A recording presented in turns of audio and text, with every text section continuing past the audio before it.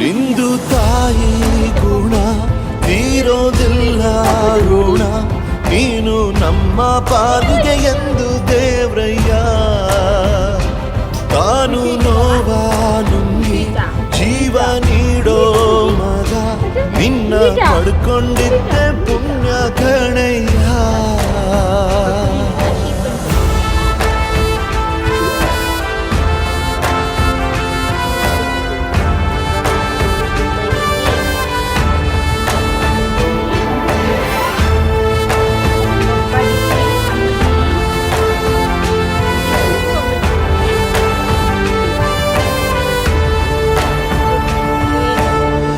ಅನ್ನ ಕೊಡೋ ಭೂಮಿನು ಹೊಗಳುತ್ತಿದೆ ನಿನ್ನನ್ನು, ಊರನ್ನೇ ಬೆಳಗೋ ವಜ್ರ ನೀನು.